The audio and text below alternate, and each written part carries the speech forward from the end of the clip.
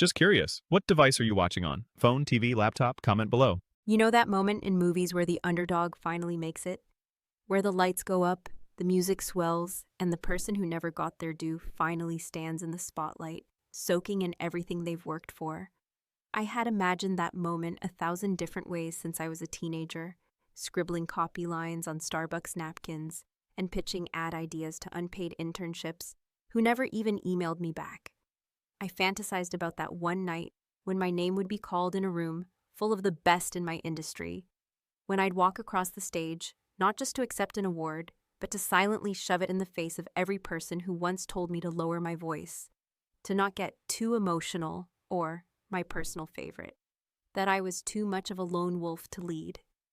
That night finally came. I wore the red dress I had been saving for years for when it would finally be worth it. My heels were too high, and I knew it, but I also knew I needed to feel every step on that stage. It was my night. My name echoed through the ballroom like a slap across the face of every man who had ever interrupted me in a meeting. The applause was loud, cameras flashed. The crowd stood, but my row, my reserved row, sat empty. 4 seats, each marked with elegant little white cards, printed with names that I had typed myself into the RSVP form 3 weeks earlier. Mom, Dad, Kayla, even a +1, if she wanted to bring her latest boyfriend. I kept glancing at the aisle during the opening remarks, pretending to casually scan the crowd like I was looking for a friend. But really I was just watching the door, watching for them, for anyone, just one of them. They didn't come late, they didn't come at all, so I did what I always do, I smiled. I adjusted the microphone. I delivered the speech I had rehearsed in the mirror 36 times, word for word, hitting every pause, every joke, every line meant to land like it had just floated effortlessly from my heart. I even managed to thank the company, the sponsors, and the committee with the same forced sincerity everyone expects from these things.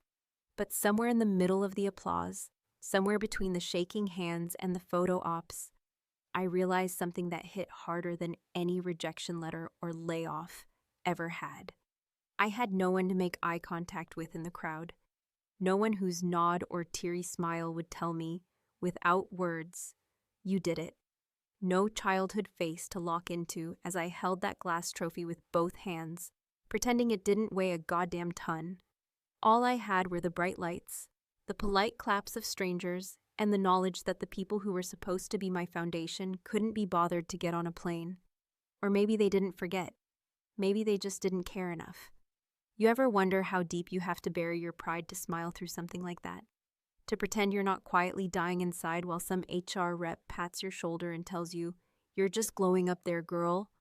That wasn't glow. That was heartbreak, masked, compressed, stuffed down so far it was starting to calcify. And then came the part I hadn't planned. You see, I'd written the thank you part of my speech with the assumption that my family would be sitting there, maybe pretending to tear up for the camera.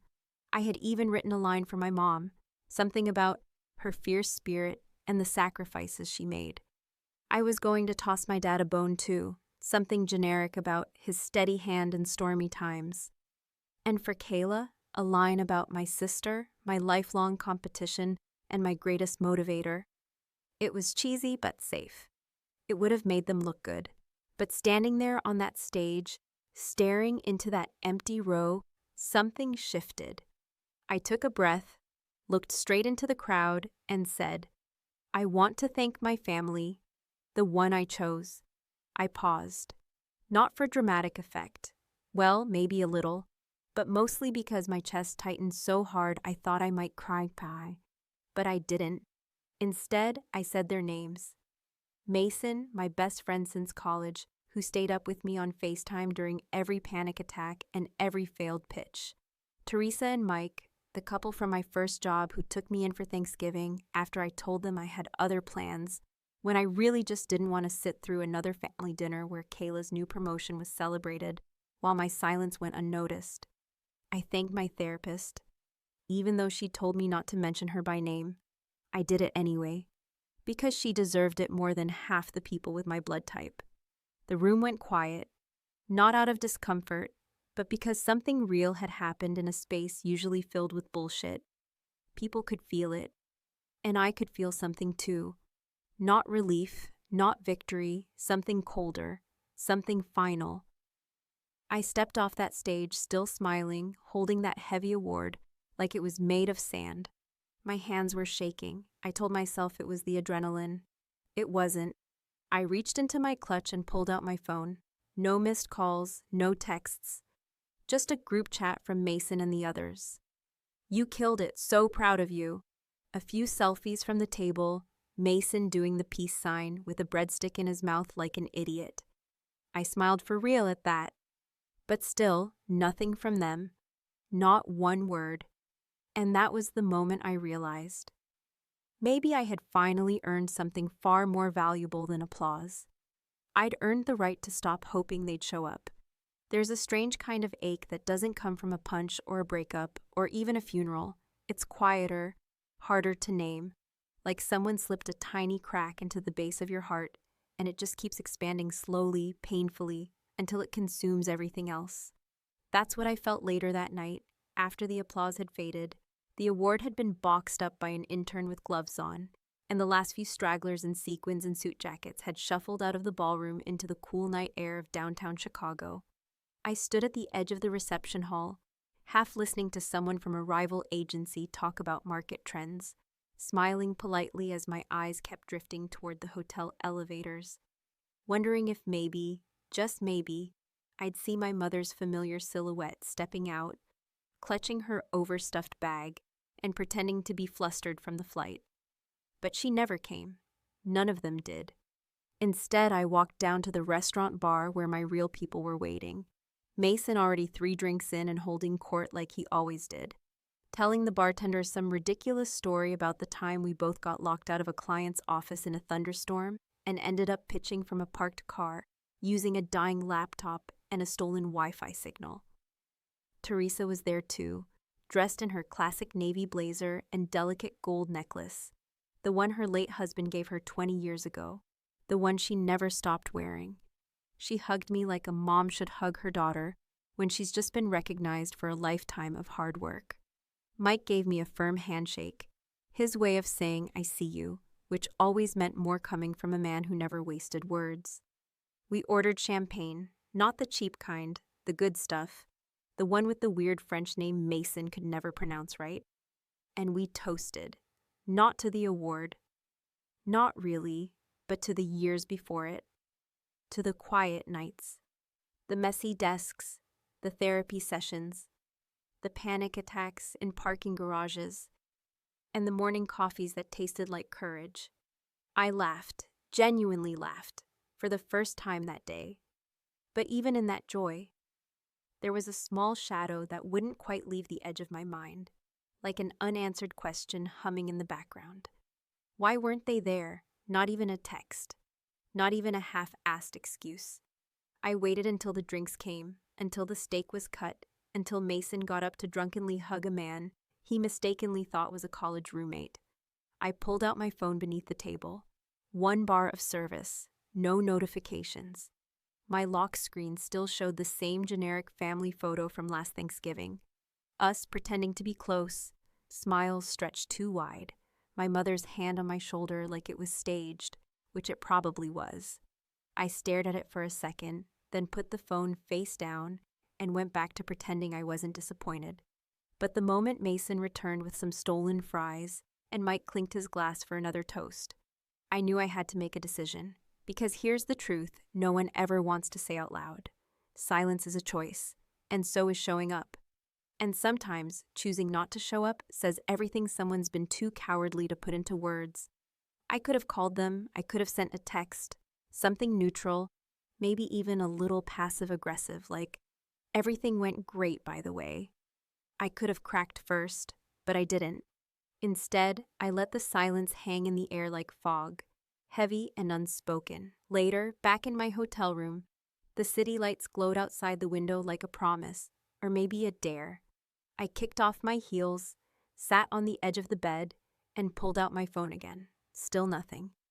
I opened Instagram, posted a photo of the award with Mason and the others around me, smiling like idiots, captioned it, "Some family you choose. Some family chooses you back." It wasn't meant to be provocative. It was just the truth. I turned the phone over again, tossed it onto the blanket, and went to wash off my makeup. 10 minutes later, I came back to find the screen lit up.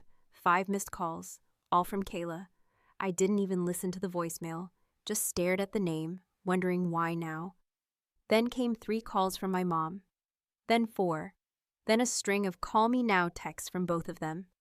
Then another voicemail from my dad, who barely ever called unless it was about taxes or something Kayla had achieved that he thought I'd want to like and share.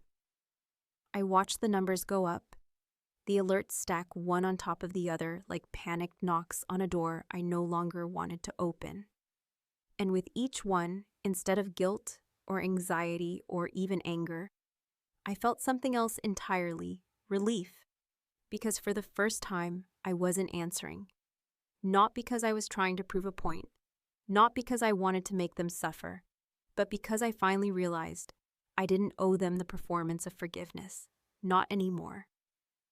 They didn't show up for me, not on the biggest night of my life, and now they were calling, desperate to rewrite that fact, to erase the silence they'd created with noise, but it was too late. My silence wasn't a punishment. It was a boundary, one I should have drawn years ago.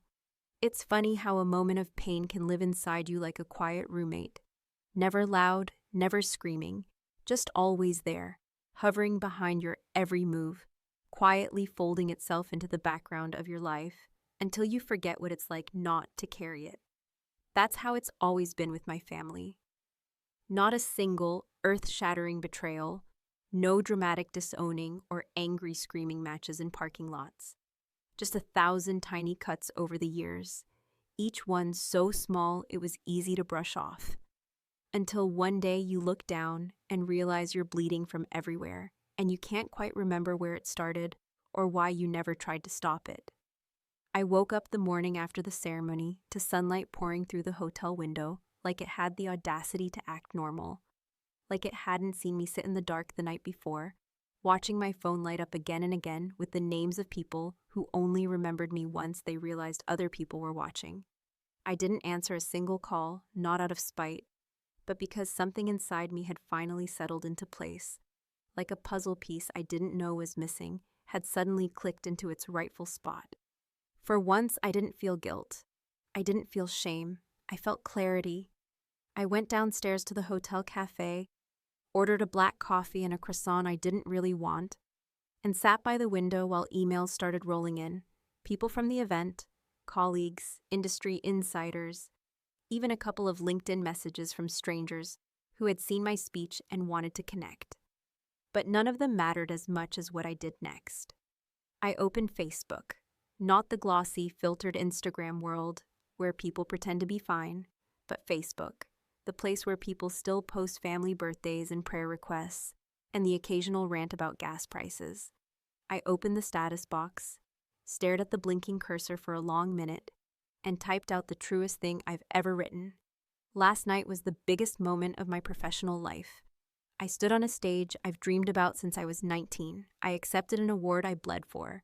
I looked into the crowd and saw no one who shares my last name. But I saw the people who chose me, so I thanked them, by name. If you were there, you already know who you are. If you weren't, maybe ask yourself why. I didn't tag anyone. I didn't need to. The message was as clear as a gunshot in a quiet room. Within an hour, the post had over 300 reactions, dozens of comments, DMs from people I hadn't heard from in years, some offering congratulations, some clearly reading between the lines and asking gently if everything was okay. But the comment that stopped me cold was from my Aunt Carol, my dad's older sister, who lived in Arizona and rarely said anything online unless it was about church or gardening. She wrote, "I'm sorry they let you down, sweetheart. You've always deserved more than crumbs." 10 words. That's all it took to remind me that not everyone in my family was blind, just most of them. It wasn't long after that the real fallout began. First came the text from Kayla. "Really classy, Beck. Airing family drama online. Grow up." Then from my mom. We're very hurt. We thought we had a good relationship with you. If you were upset, you should have talked to us, not the internet. And then my dad. You embarrassed us. Your mother is in tears. Call us now. Not one of them asked why I was hurt. Not one of them said, I'm sorry we weren't there.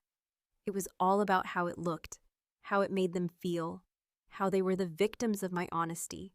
I didn't reply. Instead, I poured another cup of coffee and thought about all the moments in my life where I had been the one. Quietly trying to hold it all together while they forgot, ignored, or diminished everything that mattered to me. The piano recital in 7th grade they left halfway through, because Kayla had a fever and needed attention. The college graduation where Mom said she'd come, but then got sick the day before, though she managed to post a photo from a brunch that same morning. The countless birthdays where my card arrived 3 days late and unsigned. The time I got promoted and sent a family text, only for no one to respond for 2 whole days, and even then, all my dad said was, "Good job, make sure you don't burn out." But I burned out anyway. Not from the work. I could handle deadlines, stress, long nights, angry clients. I burned out from being invisible to the people who were supposed to see me first. That morning, as I sat in that overpriced hotel cafe with a cold croissant and a phone full of digital noise, I realized that silence can't always be the weapon of the guilty. Sometimes it's the shield of the wounded. And I was tired of handing them knives and pretending I didn't feel it when they cut me. So I did what I should have done years ago. I unfriended all 3 of them. Not out of anger, not as revenge, but because continuing to carry people who never once lifted me wasn't strength. It was self-destruction, and I had finally run out of excuses for their absence. They didn't show up. Not in childhood, not in college, not at the award ceremony, and not now. So maybe it was time I stopped waiting for them to become the people I always hoped they'd be, and started honoring the people who already were. There's something you learn with time, something that doesn't come with age exactly, but with repetition. The constant, almost rhythmic disappointment of unmet expectations, where you begin to understand that what wounds you the most isn't what people do to you in moments of anger, but rather what they refuse to do in moments that clearly demand love, effort, or even the simplest form of decency. That's the real betrayal, the absence, the silence, the forgetting. And if I had ever needed a masterclass in how silence can be weaponized, I had it my entire life, served up slowly, subtly, and under the polite guise of, "That's just how our family is." I remember the first time I truly understood how little I mattered in the grand scheme of my parents' emotional world. And strangely enough, it wasn't dramatic or loud. It was my college graduation, a moment I had worked for, with the kind of grinding, lonely determination that comes from knowing no one else is going to catch you if you fall. I had struggled through 2 part-time jobs, a scholarship I nearly lost twice, and a senior project that nearly broke me because my professor decided 3 weeks before submission that my topic was too safe. But I got it done. I pushed through. I didn't complain. I even bought Mom a new blouse for the ceremony with what little was left from my tutoring gig. And still, the morning of the event, she called me with a voice full of casual regret to say she wasn't coming. Kayla had a last-minute cheerleading competition that had been moved up due to weather, and you know how much these things matter when college scouts are watching. Dad, predictably, just didn't show. No explanation, no call, just absence. It was easier for him to disappear than to face anything that might require a conversation. I didn't say anything. I smiled for the pictures. I posted them. I even tagged them in the caption with something fake sweet like, "Thanks for always believing in me," even though the only belief they ever expressed was that I'd be too intense to ever keep a man and too independent to ever settle down. It wasn't pride, it was survival.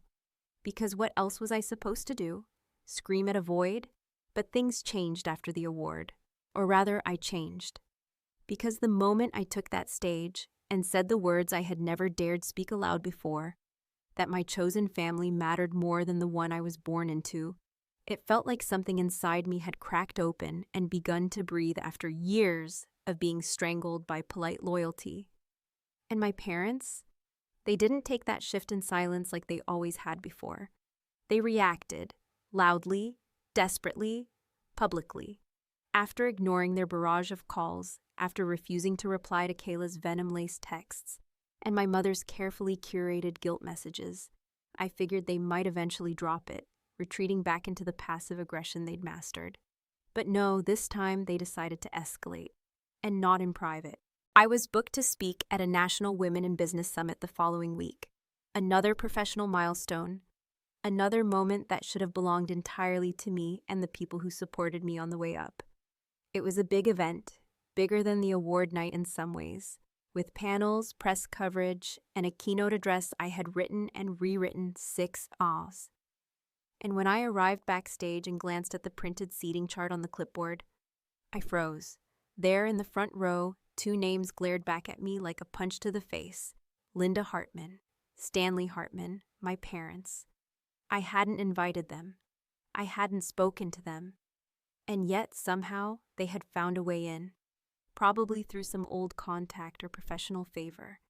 They always had a way of slipping through doors meant to stay closed.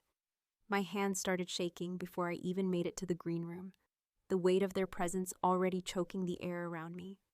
This wasn't just them trying to make amends. This was control. This was optics. They had realized their absence had been noticed, had become public, and now they were here to perform, to reclaim the narrative, to insert themselves into my success, like it was a family win, not a personal one. I could have walked off. I could have canceled. But I didn't. I stood behind that curtain, heart pounding, fists clenched, and I reminded myself that this was my stage. Not theirs. Not anymore. When I finally stepped out, the lights blinded me for a moment.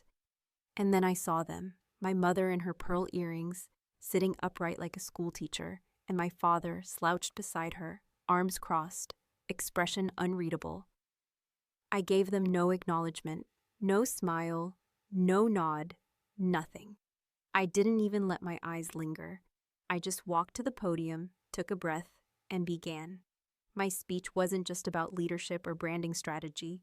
It was about what it means to build your life without a safety net, to push forward, even when the people who should have been your foundation never showed up to hold you. I spoke about resilience, yes, but I also spoke about truth, about boundaries, about choosing who you let into your victories.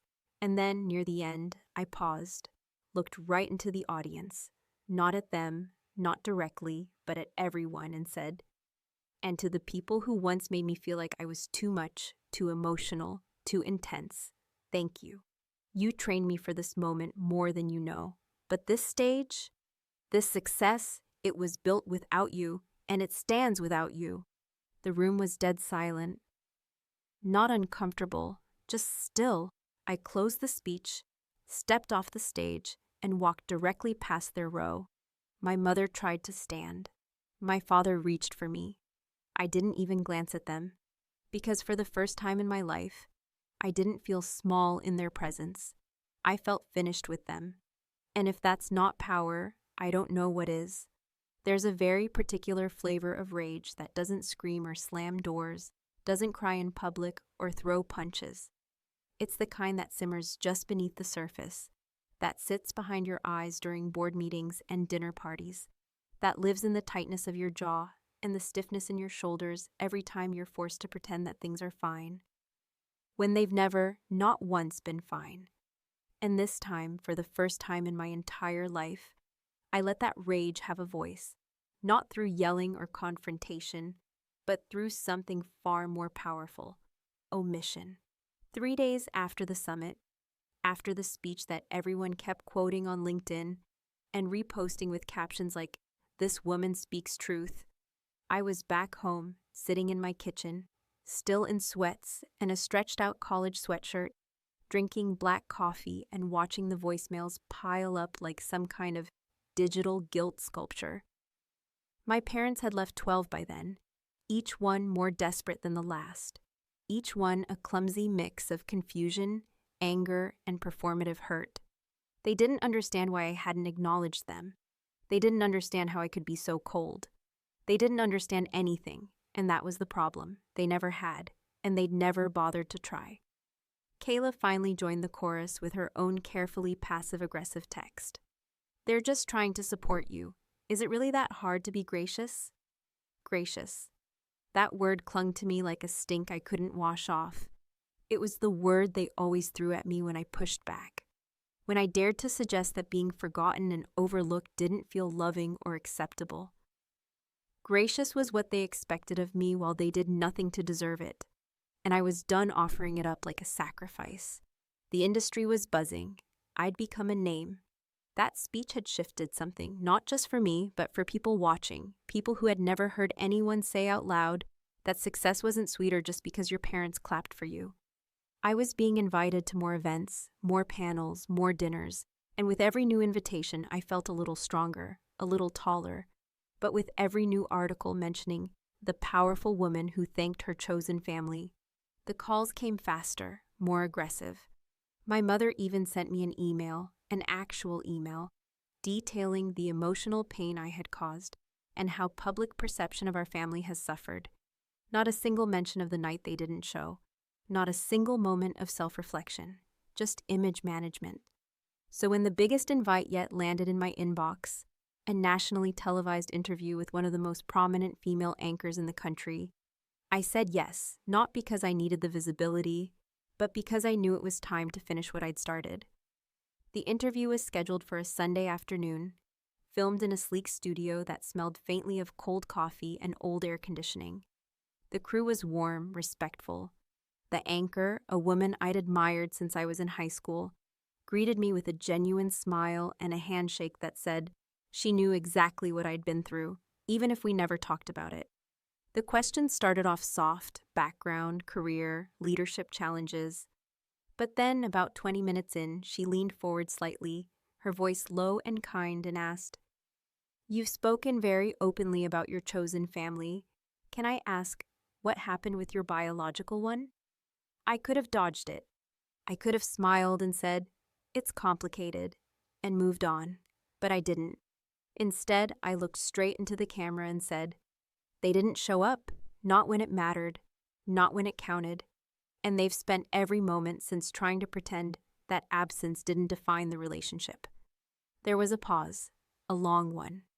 And then I said, I used to think that love was about forgiveness, that no matter what your family did or didn't do, it was your job to forgive, to understand, to keep the door open. But I've learned that love isn't about letting people hurt you over and over. Sometimes, love is closing the door and locking it."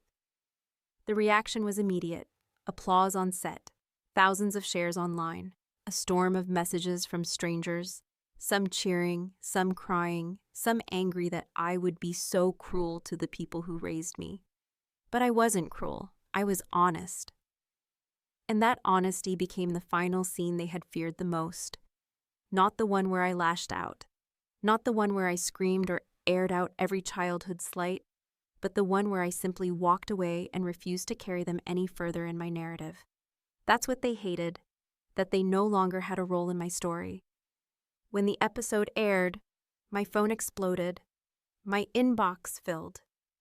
But the most important message came from a blocked number, a voicemail, my mother's voice trembling, cracked. Not angry this time, not performative, just quiet. "I don't know who you are anymore. You've changed." And I sat there alone in my living room, surrounded by cards from colleagues, flowers from Mason, texts from Teresa and Mike, all congratulating me on the most powerful moment of my career. And I realized something that both stung and freed me all at once. She was right. I had changed. I had finally stopped trying to be their daughter and started being my own person. And maybe, just maybe, that was the most unforgivable thing I'd ever done in their eyes. Not the silence, not the speech, not the thank yous, but the fact that I had survived them, and more than that, I had thrived without needing their applause. So no, I didn't return her call. I never returned any of them, and I probably never will.